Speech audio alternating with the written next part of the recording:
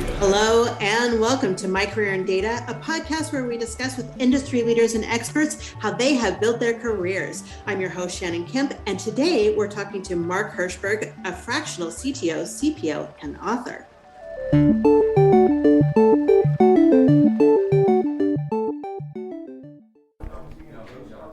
With a robust catalog of courses offered on demand and industry-leading live online sessions throughout the year, the Dataversity Training Center is your launchpad for career success.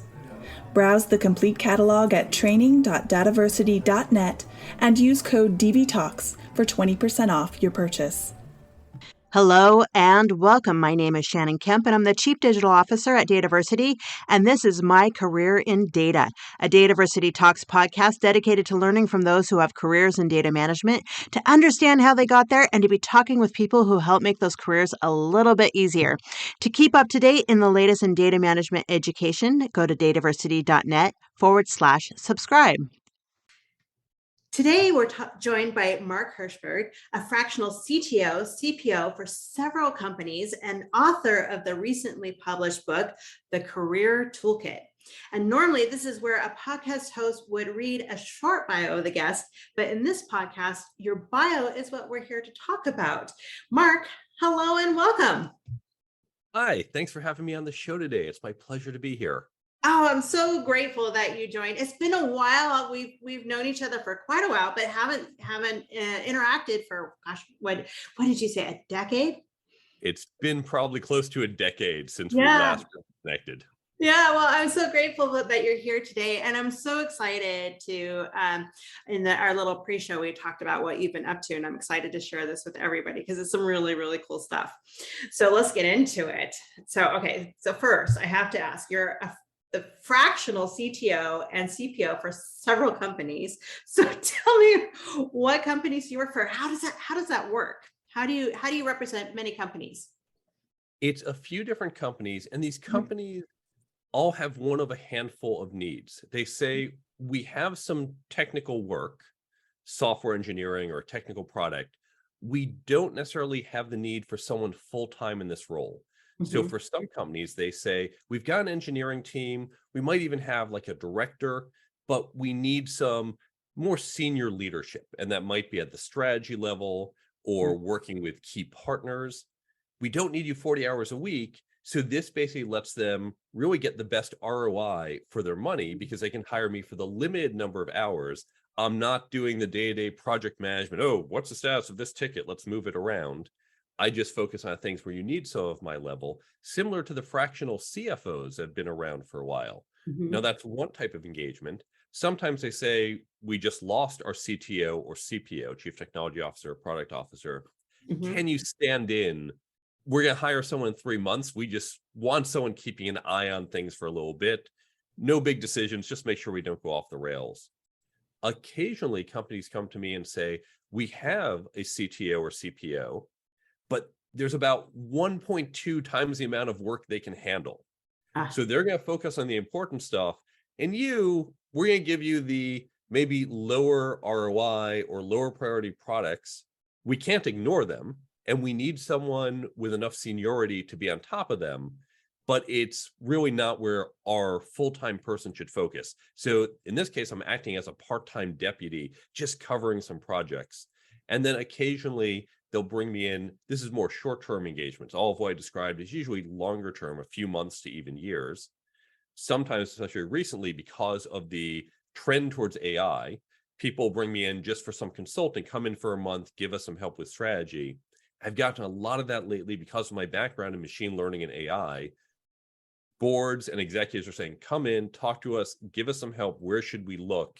And that's usually more of a one-off, a fixed number of hours or a project for about a month or so. Oh, that's very interesting. And I'm sure that keeps you busy and keeps what you do a bit diverse in the industries that you work for. Do you find it varies from company to company dramatically, or is it pretty much the same type of work for each role? It has varied a lot. Mm-hmm. In some cases, we are building greenfield technology. In some cases, I've got legacy technology that we're trying to advance. I Mhm. had one company, they had me come in as a fractional CISO because my background is actually in cryptography. I've done a lot of cybersecurity companies as well as AI and ML and enterprise software. So there I said, just focus on our security issues. And then lately, some of these AI projects, and that's in very different companies and are looking in very different ways. So there is lots of breadth across industries and the scope of the work that I'm doing. It's fun in that there's a lot of variety. It can be challenging in that I'm doing lots of context switching. And Mm. even here's someone named Chris. Oh, wait, Chris is a product manager at this company, but no, I'm at this other company. Chris here is someone in sales. I just have to always make that switch, which Right. can be a little taxing. Yeah. Well, that's you have to be very organized, very detail centered. Yes. And the calendars, this is the biggest challenge of the job because a lot of companies, for security reasons, don't allow the sharing of calendars. Oh, uh-huh. I often, when I have a meeting scheduled at a particular client, I have to duplicate it on my own master calendar, or I'm Wow. not going to see it because Right. when you have one job, you're in your calendar, in your email every day. When Right. you've got multiple ones, you're not always checking. That's probably the biggest challenge. But when you learn to do that, it can be a lot of fun just to deal with all the different clients and challenges. Oh, it sounds like fun. I love mixing it up, which I get to do a lot here at Dataversity, which is fabulous. So now you're also the author of a new book, The Career Toolkit. So tell me about the book and what inspired you to write this. 20 some years ago, we created a class at MIT referred to colloquially as the Career Success Accelerator. Mhm. We recognized our students are pretty smart. They can do the math and they were going to be okay. They would get jobs. But our students were effectively getting the biggest cubicle and not the corner office. Ah, So we are producing the leaders of tomorrow, especially since if you think back 20 years, we knew technology and data were going to be so important. And our students, engineering students, not just at MIT, but elsewhere, we've got the skills for the upcoming jobs, but we're not getting those leadership roles. What was going wrong? We realized they could do the math, but the other skills they were lacking: leadership, communication, teamwork, negotiating, networking. We've heard all of these skills. We've been told they're important, but no one actually sits down and teaches them to us. So we wanted to address that, and we created this class. I've now been teaching there for over 20 years.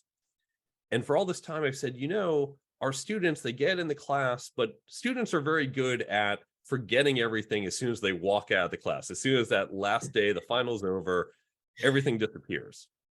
Well, that's not helpful. I also said, it's not just our students. Let's get this to other schools. For various reasons, we didn't have the capacity at MIT to really expand it. mhm. And so I was just going to write up some notes. I thought this would be some takeaway. The class, by the way, it's not lecture based, it's interactive. So the students aren't even taking lots of notes. I thought, let me write up some notes for the students, and maybe we can share this with other schools as well. So my intention was to write 10, 20 pages of notes, a takeaway for the students. Well, those 20 pages quickly became 40, became 80. And once it passed 100, I said, I don't think I'm writing notes. I think I have a book here. And so unintentionally, I wrote the Career Toolkit. Oh, I love that. And we talk so much about that in this podcast because you're right. I mean, so many technical personnel go into it without those soft skills, without those networking skills. And, that has been one of the big themes in this podcast is, that networking and finding mentors and continuing to learn to, as you say, succeed in that career and get beyond the cubicle. Let me give an example. Yeah. Suppose you are 25 years old Hmm. and you learn to negotiate. You have a job offer for $70,000. But instead of simply saying, I'm going to take it, you say, wait, I know how to negotiate. And you try to negotiate with your future boss Hmm. to get just $1,000 more. We can all imagine doing that. If you do nothing else but that 5-minute negotiation, you get the $1,000 more. Now you sit in that job for the next 40 years. With 5 minutes of effort, you read a single book on negotiating or took an online class, however you learned it, with just a little bit of work, you just earned $1,000 more for the next 40 years. Wow. You got yourself $40,000 with a few hours of reading and 5 minutes of negotiating. Wow. But of course, Yeah. you're not going to stay in that job the rest of your career. You will have raises and promotions and other jobs, and you will negotiate and you will get more. If you get just a little bit better at negotiating, we're not talking about you can solve Middle East peace, just got a little bit better, you can add tens of thousands or even hundreds of thousands of dollars to your lifetime income. Now, I'm using negotiation income because we can do the math, but the real secret is if we get just a little bit better at communicating, at leading, at networking, it's not that someone says, here's $1,000 more, but opportunities will come where you will be first in line and you will advance your career. You will have more success, whether that is in terms of dollars earned or in other metrics of success that matter to you. So getting just a little bit better at any of these skills, or even all of them, can have this compounding effect on your career and really accelerate you. That's I love that. And I'm so grateful that you put this together and have put this in a book for people to read, the Career Toolkit. You also took it, I'm going to add a little teaser here, which I'll come back to, but the little teaser, you took it a bit further and created an app, Brain Bump, the Brain Bump, and to help retain some of that information. But let me come back to that, because first, I want to talk about how you built your success and where you started from. So when you were, very young, was this the dream, Mark? Was it, when you were in elementary school, just a little kid, say 5 years old, and like, I'm going to grow up to be a fractional CTO and CPO and an author of the Career Toolkit. What was the dream? The dream was maybe a little more adjacent. At 5, I wanted to be a stockbroker. Oh, wow. Uh-huh. At 9, I want to be a physicist. And I did get one of my degrees from MIT is in physics, but Nice. I decided not to go into the field. In 9th grade, I first got really introduced to computers. I was doing a little, maybe in middle school on my own, or even my elementary school, we had Logo. But it was my first formal computer class in 9th grade, and that got me into computers. I said, I want to do software.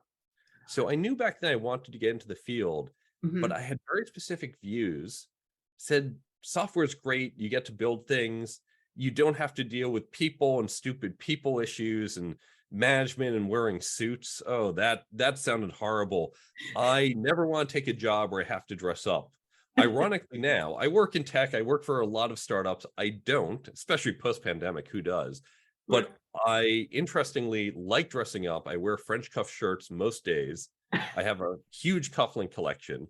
Oh, so nice. My views have changed. And in fact, the people issues got very interesting. Early in my career, I started as a software engineer, and I realized the people issues are harder than the engineering issues. Because engineering issues, okay, are we scaling more compute time, or are we scaling more memory? And we can go this way or that way. And there's rules and constraints. And we think engineering, here's the formulas. What do we do?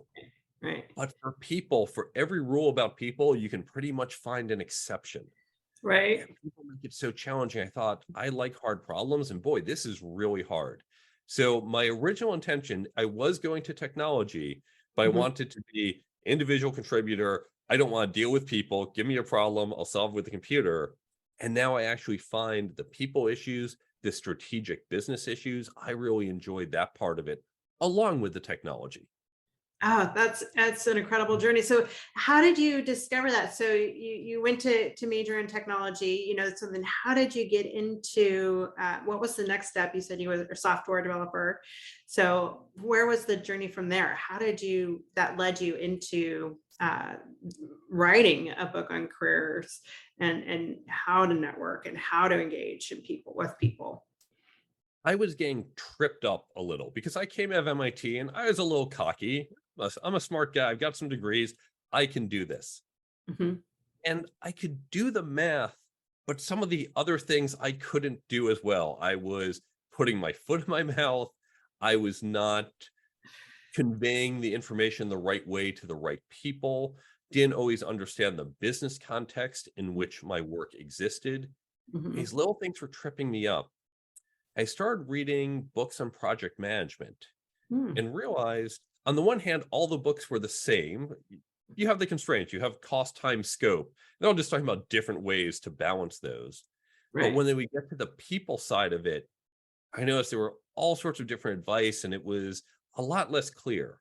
And that's what opened my eyes and said, there are some other things here I don't yet know. They seem to be important. I seem to be screwing up because I don't know them. So that's what opened the door and got me to think differently about these skills. I love that you were curious about something that you were struggling with, and I love that. So tell me more. So where was the next job for you, and how did you start building that career using those skills? I knew at the company I was at, I could stay there. They liked me. I have a good job as an individual contributor, but I wasn't really going to grow. I might have grown more technically, getting more advanced projects, but I wouldn't really flex my muscles other ways. So intentionally, chapter 1 of the book is about creating a career plan. And I Hmm. said, well, if I want to get somewhere, there are some intermediary steps I need to get to, including developing myself, not just technically, but in these other areas. This job isn't going to give it to me because our compensation is not just what's on the check we get. Our compensation is our learning and growth and happiness and the environment we're in. And so I recognized I wasn't getting the compensation I wanted, not monetarily, but in this development. So I looked for jobs. I was very fortunate. This was right before the dot-com crash. So jobs were plentiful. And I found a job and convinced them, you should put me in charge of the engineering team. Now, that might sound crazy for a kid who at the time was 26. I just turned 26. But if you think back to the dot-com era, startups were being run by 22-year-olds. Right. There's the famous saying, in the land of the blind, the one-eyed man is king. I didn't know much, but I knew more than some of these kids right out of school. So I did have value to add. And admittedly, I did learn a bit on the job. I did bring value. I wasn't totally lost, but there was also plenty of learning in that first job. Nice. Very nice. And then where did you go from there? From there, I spoke to some of my mentors Hmm. and we talked about, I'd been at that job for about 2 years. I Hmm. felt it was time to move on. We had sold the company and I didn't like the direction we were going in. So it's time to move on. And my mentors had said, you should consult because with consulting, you're going to get more variety. You can do more targeted short-term projects. Hmm. Now, I haven't been a consultant the whole time. I've gone back and forth. Today, I'm back to being fractional CTO, which is a type of consulting. You can think of it that way. But I've Sure. also gone back and forth full time. Back then, though, I was lucky. I found a job at Harvard Business School. Now, Yeah. here's the interesting thing. Mhm. I saw this job. They were looking for someone for $15 an hour. I could not work back then for $15 an hour. But the job seemed interesting because the compensation I would get wasn't just whatever I can convince them to pay me, but also I would learn from these professors. Mm. I knew nothing about finance. I thought working with some finance professors at HBS, that had some value. So I met with them and convinced them. I said, look, tell me about your project. They told me, I said, look, you can't hire someone part-time $15 an hour to do what you're trying to do. You need a professional like me, maybe even more than one of me, but you're going to need more money because we cost more than that, and convinced them. So they went out, they got more funding, they hired me, they hired another guy, and we spent a year building out a simulation tool that's now used to teach finance at HBS, also used for certain types of research. But the best part about it wasn't simply the money. I sat 3 feet from a professor in his office for a year. And it began the first 2 weeks. I told them, I said, I don't know anything about econ or finance. Said, no problem. They gave me a bunch of books. I'd read the books at night. We'd have tutorials during the day. After 2 weeks, I had the basics. And then, of course, we continued as we went. Or students would come in for office hours. I'd be the fly on the wall. It's funny because the professors would often tell me afterwards, like, yeah, here's stuff I'm not going to say to the students. And so I joke that you have 1,000 people a year who pay Harvard Business School to learn finance. Right. I got HBS to pay me to learn finance. I love that story. More and more companies are considering investing in data literacy education, but still have questions about its value, purpose, and how to get the ball rolling. Introducing the newest monthly webinar series from Dataversity, Elevating Enterprise Data Literacy, where we discuss the landscape of data literacy and answer your burning questions. Learn more about this new series and register for free at dataversity.net. Okay, so let me back it up a little bit. First of all, you had mentors. Yes. So when did you start reaching out and acquiring mentors?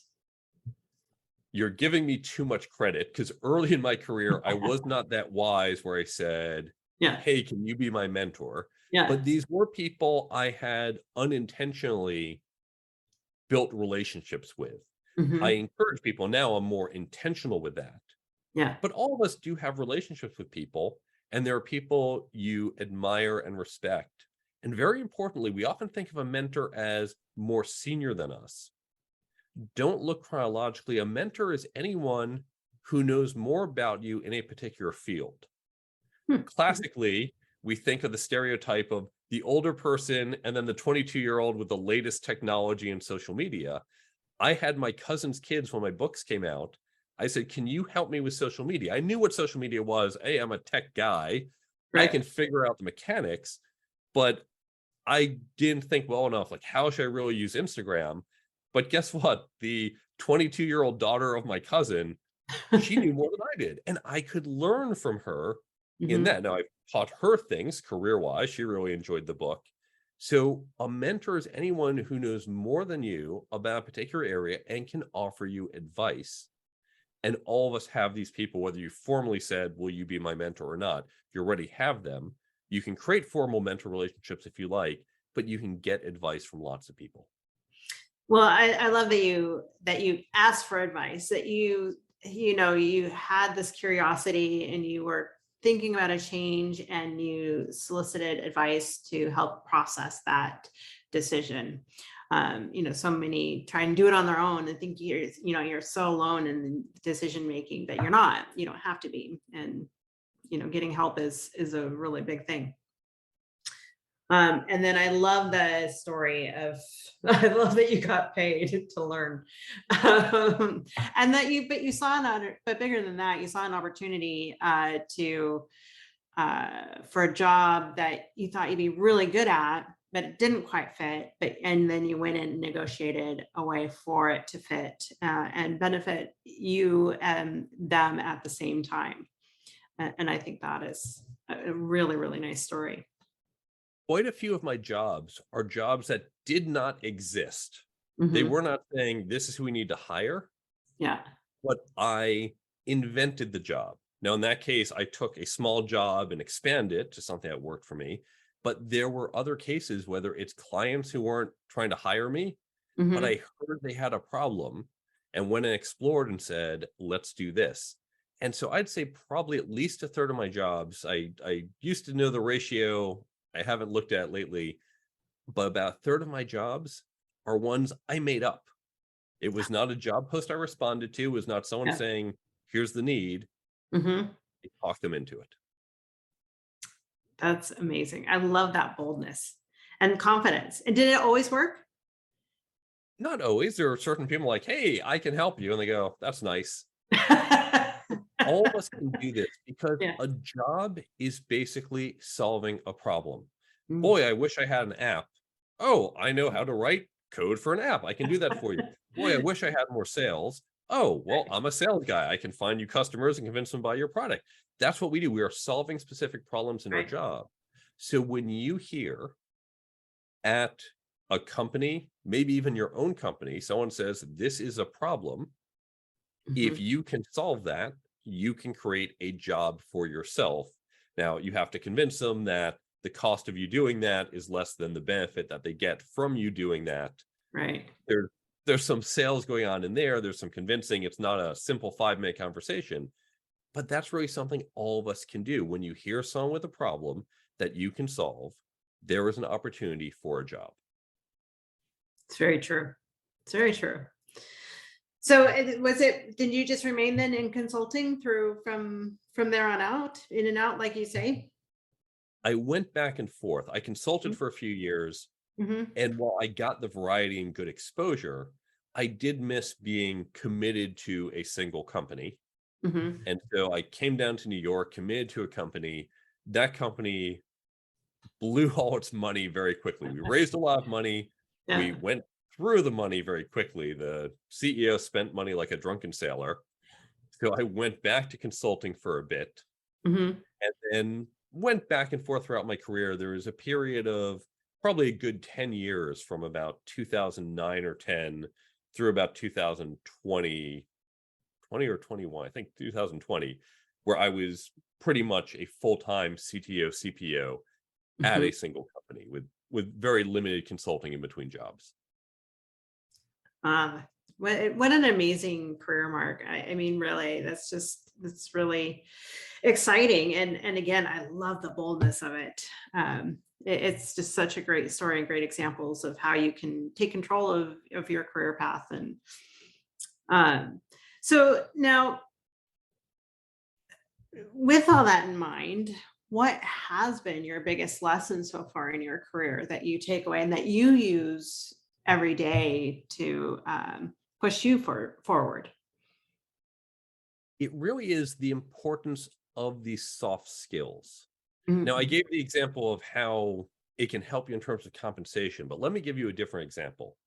We're going to do some math. I do this with my students. I even put in the book. I know this audience can handle the math. Right. Imagine, if you will, a rectangle that's 4 by 10, and you Mhm. have to increase one of the sides by 2 units. You want to maximize the area. So which side do you increase, the short side or the long side? Now, if you need a moment to pause, you can pause the podcast, think about it. But now that you're back, the answer, of course, is we increase the short side. We go from 4 to 6, 60 units. Mhm. What does this have to do with careers? Well, let's think conceptually what's happening. Those 2 extra units on the short side amplify that long side. If you put the 2 units on the long side, they're only amplifying the short side. All of us have short sides and long sides, more than 2. For most of us, most people listening to this podcast, some of our long sides are technical skills, data skills. We're very good. We're better than the average person, maybe even better than many of our peers. And that's great. And we want that skill. There are accountants whose long side is slightly different, and salespeople long side is slightly different. And we do have to continue to work on that long side, especially in technology. We know if we're not paying attention, if we're not developing that skill, we're out of date. We're using old technologies. No one will hire us. So do work on that long side. And that's why we have professional development, all the great things at Dataversity, the classes, the conferences we go to, the blogs. We need to keep up with that. But on a per unit ROI, working on the short side gives us a better return. It increases the area, which is our capability. So let's take a canonical example we know in tech. We all know, we may even be, the person who is so good technically, that really long side, but when they speak, when they present to the company, it's nearly incoherent. This might be because they just don't present well. It might be because they can speak well, but it's so much technical jargon, and all the non-tech people just go, I don't get it, and they tune you out, and they're on their phones during your very important talk. Mhm. And it's because you have this great long side, but your ability to communicate is not so good. If we can make you a slightly better communicator, whether that is just being able to give a speech in front of people or tuning down the technical jargon and learning how to express it in other ways, or for other people, it might be your teamwork or your leadership. If we make that just a little bit stronger, we're taking that long side you have and making you so much more effective, the overall area of this rectangle. And so I learned early on, because if you think about what we did in school, especially technical degrees, we got more and more narrow, Mhm. send this area and just solve the problem, get the answer as quick as possible. But in the real world, it's not just getting the answer, it's getting buy-in, it's communicating the answer, it's negotiating, because some people don't like the best answer, but maybe there's a compromise in there. So developing all these other skills will make us so much more effective. Don't ignore your long side, but work on your short sides too. Oh, I love the how you present that. That is very understandable, especially to it's just very understandable, especially as I have a more scientific background from college, and not that I've retained a lot of that information, but we will talk about that later. But so, Mark, so we've talked a lot about your background in science and the various sciences and the soft skills, but what's your current definition of data? So I'm assuming you've used a lot of data throughout your career, you've processed a lot of data, even especially as a CTO and CPO. But what is your definition of it, and how do you work with it currently today? Great question. I certainly have worked with a lot of data. Uh-huh. I've run data science teams, machine learning, and I've dealt with volumes of data, especially in ad tech.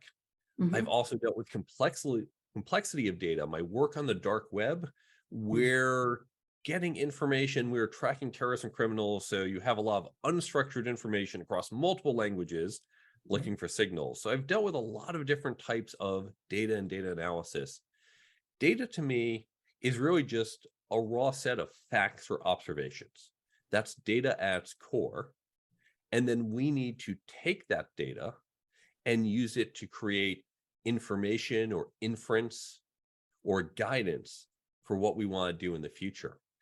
And data, when you and I first met over a decade ago, there was an article around the time that said data is the new oil. Mhm. Data is driving the economy. And this is when big data, that was the exciting term. And certainly it is. If you think about where we've come in the last 10 years and even where we're going, the amount of data, not just ad tech, the amount of medical data we're getting, the amount of data from all the IoT devices, from the fact that a bus 10 years ago, I live in New York City, the bus was just driving along. Now, of course, the bus is showing where it is every minute and you can track it, but they can also do optimizations. So we have this just ever-growing mountain of data. And now, as we're recording this in 2023, what's the big thing? AI. Well, AI, it's a version of machine learning. It's just how much is pre-trained, as we see with generative ChatGPT, pre-trained AI, versus doing real-time machine learning as we get data feeds, but it's all the same concept. And so data is really driving a lot of the technological innovations and a lot of the tools and services that support modern life. So data really is the oil of our modern economy. It's so, so true. So then do you see the importance of data management and the number of jobs working with data increasing or decreasing over the next 10 years even? And why? 100% increasing. Mhm. Now, people are saying, wait a second, our jobs are at risk and AI is going to take them. And there will be some of that. Sure. But we know historically, technology destroys jobs, but creates new ones. There may be a lag. One of the big risks is if those new jobs don't show up before the old ones get taken away, we can have some unemployment. And I have lots of articles on that. But Mm-hmm. I do think overall, we will see an increase in data jobs, not just because it will create new ones, but again, just the volume of data. Those buses I described 10 years ago, no one was tracking that data. And now maybe New York City buses isn't a full-time job, although I'm guessing you probably get enough data from the New York subways and buses. They have a team of data scientists. Mm. But your small town, not a full-time job, but you add up 10 of those towns and some county says, we're going to track the bus data. There's a new job that didn't exist. And someone tracking wheat harvests all across the globe, literally a camera looking at the height of the wheat each day and saying, what are we projecting? There's data coming in and there's someone who has to think about capturing it, analyzing it, interpreting it. So data jobs will continue to grow because the amount of data we have will continue to grow.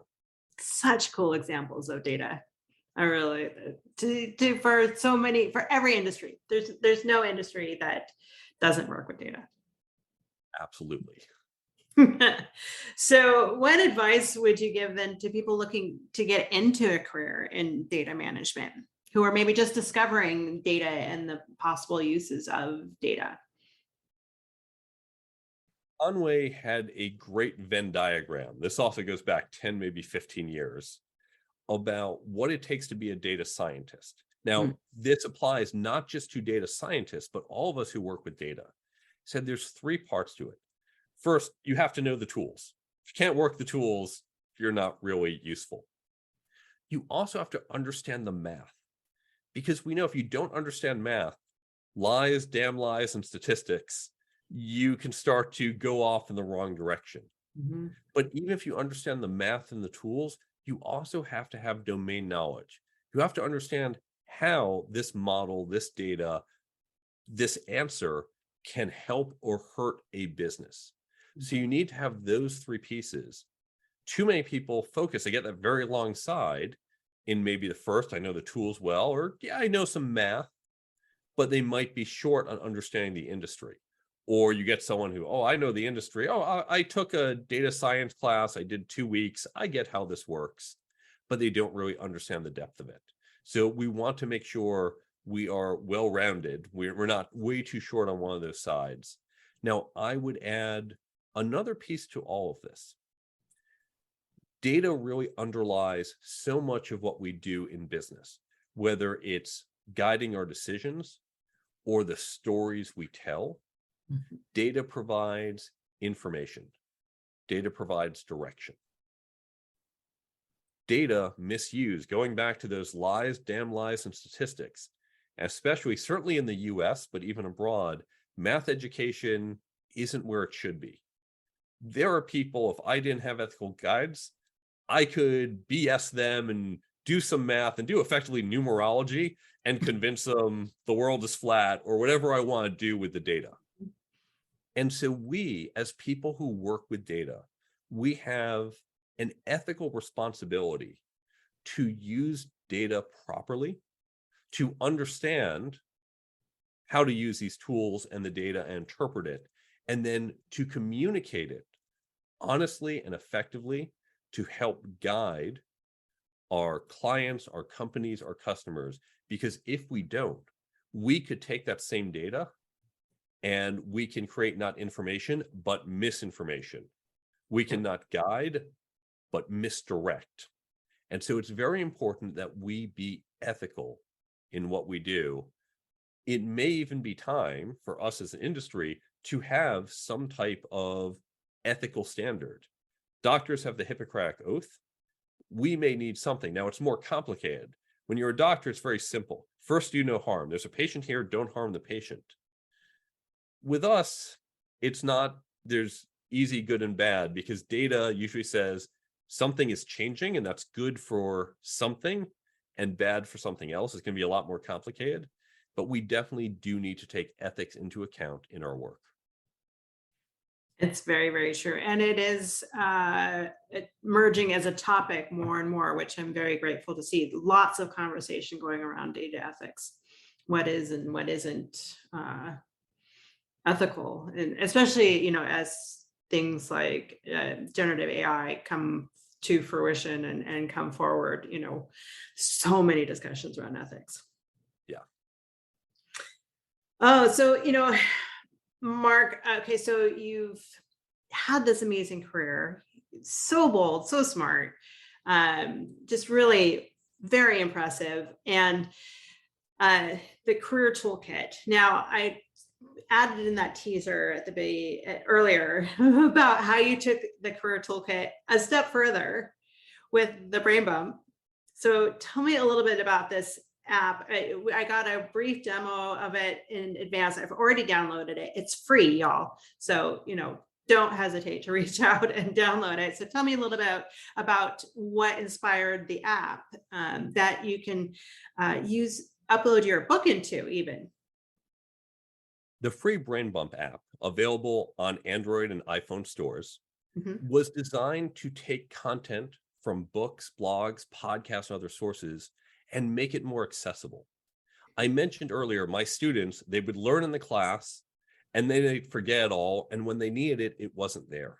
Yeah. When you read a book like my book or other business books or even self-help, the problem is where you read information isn't where you need information. I have a chapter on networking. You're going to read that sitting at home. You're going to need that at your next Dataversity conference where you want to meet all your colleagues in the industry. You're going to say, oh, what were those tips I read 2 months ago? What if we could give you that information when and where you needed it? So the Brain Bump app, it's like a cross between a book summary app, a flashcard app, and a daily affirmation app. So we take content from books, blogs, podcasts, classes, and talks, put into the app in tip cards. So it's like flashcards, although it's not, you have to do the question answer. It's just there for you. Now, one way you can use it is just in time. As you're about to go to your next Dataversity conference, right before you walk into the room, or as you're in the elevator headed down, open up the app. All the tips are tagged by topic. Think like hashtags. So for that, you'd pull up the topic, networking, and there are the tips, and just flip through some of those cards and go, right, there's a tip. Yep, I remember he said that. Okay, that's good. And now you're ready to go. You're getting the information just in time, when and where you need it, so you're more effective. Now, the other way you can use it is you might say there's foundational knowledge that I'm trying to retain. Another example for my book, there's a chapter on management. Maybe you're a first-time manager. Now, you can't say to someone in a conversation, wait, hold on, I got to pull out the app and look up what I'm supposed to say to you. You just need to remember that. Now, no one wants to use an app every day. We're all busy people. So you can set up to get a daily reminder, let's say 9 a.m. each day as you start your job. It just gives you a simple push notification with one of the tips, line or two, few sentences, and you just look and go, all right, yep, that was a good point. Swipe it away. 2 seconds a day. You don't even need to open the app, but you're getting that repeated exposure, spaced repetition. We all remember that from school. That's going to help you retain it. And so all of this is in the app. It's completely free. Now, currently, as we're recording this in the summer of 2023, the 1.4 version of the app is out. The 2.0 version coming out at the end of the summer not only has all these features plus more, but if we don't yet have the book or podcast or source that you want, you'll be able to add your own tips, whether you enter them in directly or you can download your Kindle highlights from some of the things you've read and just import those tips and use it the same way. So this tool helps you retain what you've learned, whether it's that foundational daily reminder or pull it up just in time. Because I know we can't remember this, but you've got all the things you've learned right in your pocket when and where you need them. Oh, I just love it so much. I would even go so far as to say it's like having a mentor in your pocket. You know, and there's so many times and so many situations where I've been in a conversation and I'm like, oh, what was it that I was supposed to remember? And what was it that I was really impressed by in this moment in this book? And that would be so handy to have, to be able to pull that up and go, oh, yes, here's the very important thing. I had that same problem because I'd read things. There was something somewhere in the second half of the book about this thing. I can't remember the details. So now, for example, I have in my book, in one chapter, I use the parable of the blind men and the elephant. If you don't know that, you can look it up online or you can read it in the book. And if you're thinking, wait, there was something he said is about elephants, no problem. You open the app, type in the word elephant because we have a full search function. There you go. There is the key takeaway of that parable right there in your pocket. So it's all there for fast recall. Ah, lovely.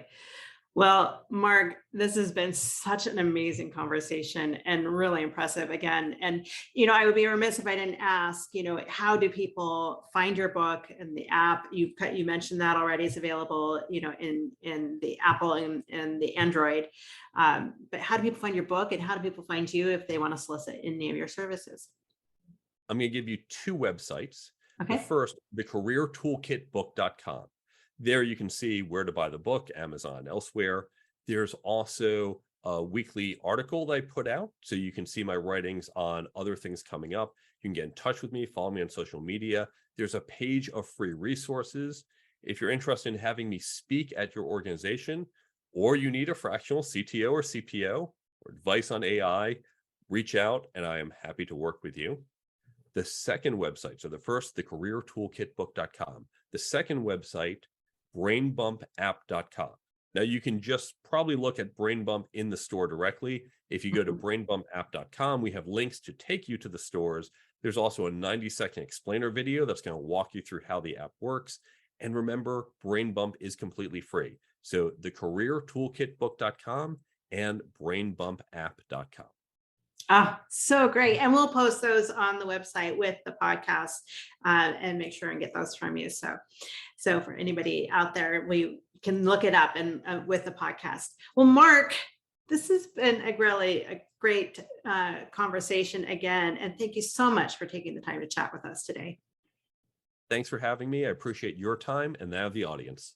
And to all of our listeners out there, if you'd like to keep up to date on the latest podcasts and in the latest in data management education, you may go to dataversity.net/subscribe.